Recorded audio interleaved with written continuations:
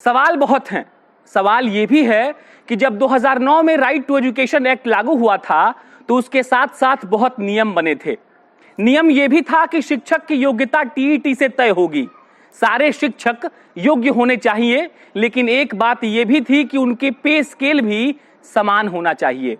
नियोजित तो साहब बहाना है, लेकिन उससे पहले कुछ सवाल हैं। सवाल ये कि बिहार के मेधावी छात्र शिक्षक क्यों नहीं बनते हैं। सवाल ये कि आखिर चूक कहां हो रही है। अब जब शिक्षकों पर एपिसोड हो रहा है तो इस पर भी बात होना जरूरी है। नमस्कार, मैं प्रशांत राय हूं, आप जनता जंक्शन देख रहे हैं। आज शिक्षकों पर चौथा एपिसोड है। शुरुआत इस प्रश्न से होगा कि बिहार के मेधावी छात्र आखिर शिक्षक क्यों नहीं बनना चाहते हैं। जो बिहार ये डंका पीटने से कभी चूकता नहीं है कि सबसे ज्यादा पढ़ाई लिखाई करने वाले छात्र मेरे यहां से हैं। जो बिहार अपने छात्रों के कर्मठता को शेखी बघारता है, उस बिहार की शिक्षा व्यवस्था में सबसे बड़ी चूक शिक्षकों की ही क्यों है। जवाब है इज्जत, पैसा और भविष्य का ना दिखना। ऊपर मैंने यह भी कहा कि राइट टू एजुकेशन एक्ट लागू हो जाने के बावजूद वो टीईटी वाले नियोजित के पे स्केल पर काम कर रहे हैं। क्या इससे भी मनोबल टूटता है? आप अपने हिसाब से अपने मन में जवाब सोच लिए। साथ में यह भी सोच लीजिए कि जब देश के सारे राज्यों में टीईटी पास करने वाले नियमित हो चुके हैं तो बिहार के नियमित वालों का पद ही खत्म हो चुका है। उन्हें बाहर निकलने पर यह कहना पड़ता है कि हाँ, हम भी शिक्षा मित्र वाले ही हैं।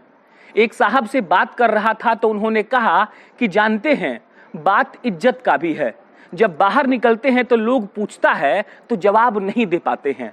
मेरे पास इसका कोई जवाब नहीं था कि आप क्या जवाब दीजिए लोगों को। बाकी जो जानकारी मिली वो बता रहा हूं। मैंने साहब से पूछा कि जब सुप्रीम कोर्ट का डिसीजन आया तो आप लोगों ने ये तर्क नहीं रखा कि टीईटी वालों को नियमित करना चाहिए। उन्होंने कहा कि लड़ाई तो समान काम समान वेतन की थी, इसकी थी ही नहीं। उसके बाद अगला सवाल मेरा यह था कि क्या अब नियमित वालों का ज्वाइनिंग होता है। जनाब ने कहा कि 2006 के बाद एक भी नियमित शिक्षक ने ज्वाइन नहीं किया है। नीतीश बाबू, अब जवाब दीजिए। मान लीजिए कोई पढ़ा लिखा आदमी शिक्षक बनना चाहे, तब तो नियमित बन नहीं पाएगा, नियोजित क्यों बनेगा। 25,000 के लिए कोई अपना टैलेंट खराब तो करेगा नहीं। काहे कि जब पेट में मुर्गा और चावल जाता है तभी दिमाग काम करता है। बाकी आज की वीडियो में अब जो अगला अंश पढ़ने जा रहा हूं वो हमारे दर्शक शहादत हुसैन ने हमें भेजा है। उन्होंने जो लिखकर भेजा है शब्दशः पढ़ रहा हूं। वो लिखते हैं, नमस्कार प्रशांत भाई, बिहार में सरकारी शिक्षा का स्तर नीचे जा रहा है, ये हर कोई जान रहा है और मैं भी इसे मानता हूं। मैं भी एक नियोजित शिक्षक ही हूं, प्रशिक्षण प्राप्त और टीईटी पास भी हूं। कुछ बातें आपके सामने रख रहा हूं जो बिहार के शिक्षा से जुड़ा हुआ है और गौर करने लायक भी है। मैं सबसे पहले शिक्षक की तरफ से कुछ बातें रखता हूं। बहुत सारे लोग बिहार के खराब शिक्षा व्यवस्था के लिए शिक्षक को जिम्मेदार मानते हैं। उनका कहना है कि योग्य शिक्षक ही नहीं है बिहार सरकार के पास। मेरा जवाब है, बिहार के हर गांव में आपको कुछ लोग ऐसे मिले होंगे जो आपको कहते होंगे कि हमार तो शिक्षा मित्र में होते रहे, लेकिन हम जानबूझ के ना कोई नहीं 1500 महीना के का नौकरी करी 11 महीना खातिर। साहब, आप जब योग्य थे तो आए क्यों नहीं? आपके न आने के वजह से ही अयोग्य, जो कि आपके शब्दों में अयोग्य हैं, उन जैसे शिक्षकों को लाया गया ना। क्या आप सब इसके जिम्मेदार नहीं हैं? या फिर जब वोट बैंक की राजनीति के लिए ही शिक्षा मित्र की बहाली हो रही थी तब आपने सरकार का विरोध क्यों नहीं किया था? आप भी जानते हैं कि संवैधानिक रूप से 17 साल पूरा करने के बाद इन्हें हटाया नहीं जा सकता है। कुछ लोगों को छोड़ दें तो 17 साल घिसते घिसते ये सारे शिक्षक प्राइमरी स्कूल के लायक हो गए हैं। वो आगे लिखते हैं कि प्रशांत भाई समान काम समान वेतन के बारे में विस्तार से बता चुके हैं, इसलिए इसके बारे में मैं ज्यादा नहीं लिखूंगा। एक शिक्षक को 75,000 और दूसरे को 25,000 क्यों, जबकि काम दोनों बराबर का ही करते हैं। तो ये एक संवैधानिक लड़ाई है जो शिक्षक लड़ रहे हैं। आप साथ नहीं दे सकते तो विरोध भी मत कीजिए। सोचिए, अच्छा सम्मानजनक सैलरी होगी तभी तो आप जैसे योग्य शिक्षक आएंगे, वरना 1500 महीना वाला अयोग्य शिक्षक ही आएगा ना। अब सामाजिक रूप से कुछ बातें रखता हूं।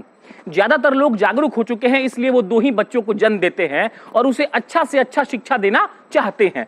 सरकारी विद्यालय का माहौल खराब तो बिल्कुल हुआ है, जिसके कारण लगभग 50% बच्चा प्राइवेट स्कूल की तरफ जा चुका है।